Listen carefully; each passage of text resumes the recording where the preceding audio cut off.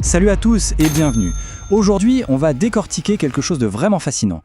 Comment naviguer les montagnes russes émotionnelles des marchés financiers. Et pour ça, on a un guide, Sigma Amplitude, un outil qui a été pensé pour un investissement plus rationnel. Allez, on plonge directement dans le vif du sujet. Et c'est la grande question, n'est-ce pas?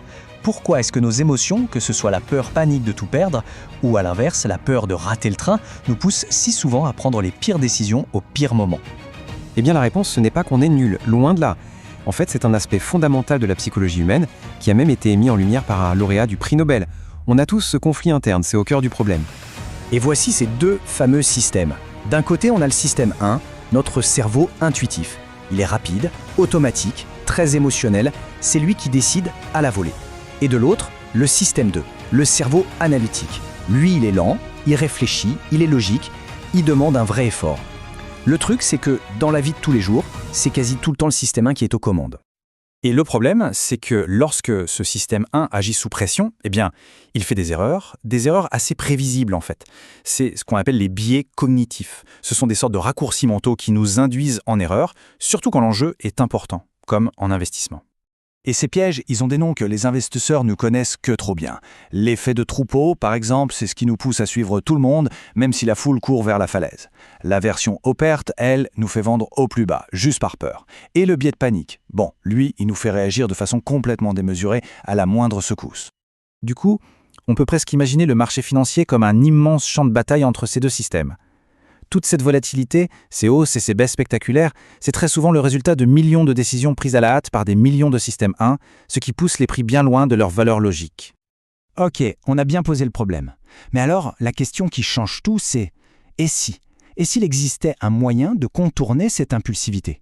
Imaginez une sorte d'assistant, une aide technologique qui jouerait le rôle de notre système 2, notre cerveau logique, pour nous ramener à la raison quand l'émotion prend le dessus. Eh bien cet outil, il existe. Il s'appelle Sigma Amplitude. Et il a été conçu précisément pour ça, servir de boussole rationnelle au milieu de la tempête émotionnelle des marchés. Alors concrètement, comment ça marche? Le principe est assez simple, mais il est puissant. L'indicateur va analyser des tonnes de données pour, en quelque sorte, prendre le pouls émotionnel du marché. En gros, il nous dit si c'est la peur ou au contraire l'euphorie qui mène la danse à un instant T. Et ce tableau l'illustre parfaitement. L'indicateur définit 3 grandes zones. Tout en haut, la zone de surachat, c'est l'euphorie, la cupidité extrême, la fameuse peur de rater une opportunité. Tout en bas, la zone de survente, là, c'est le territoire de la peur panique, de l'aversion aux pertes. Et entre les deux, il y a cette zone d'équilibre, là où, en théorie, la rationalité domine. Alors derrière tout ça, évidemment, il y a des maths. L'algorithme analyse d'abord la volatilité, les mouvements de prix, en tenant compte des biais connus. À partir de là, il calcule un prix d'équilibre théorique. Et ensuite, il trace ces fameuses zones de peur et d'euphorie au-dessus et en dessous de cette ligne. C'est une véritable cartographie de la psychologie du marché. Et c'est là que ça devient vraiment intéressant. Parce que la véritable puissance de cet outil, c'est de repérer les moments où l'émotion collective, surtout la peur, est devenue si intense qu'elle a complètement déconnecté le prix de sa valeur réelle. Et c'est précisément dans ces moments-là que se trouvaient les meilleures opportunités. Et le chiffre qui vient appuyer tout ça, le voici, plus de 78%. C'est un chiffre énorme, très parlant, mais qu'est-ce qu'il représente exactement? Ce chiffre, c'est le taux de réussite de l'indicateur pour repérer les moments où le marché, qui était écrasé par la panique dans la zone de survente, est sur le point de rebondir. C'est en quelque sorte la quantification de l'opportunité qui naît de la peur des autres. Et c'est exactement ce que dit cette citation. L'indicateur est fait pour ça, repérer ces retournements de situation. Et ces rebonds, quand ils arrivent, ils sont souvent très vifs, très soudains. Avoir un signal juste avant que ça ne se produise, c'est un avantage absolument considérable. Non, attention, soyons très clairs. Sigma Amplitude, ce n'est pas une boule de cristal qui prédit l'avenir. C'est avant tout un outil de discipline.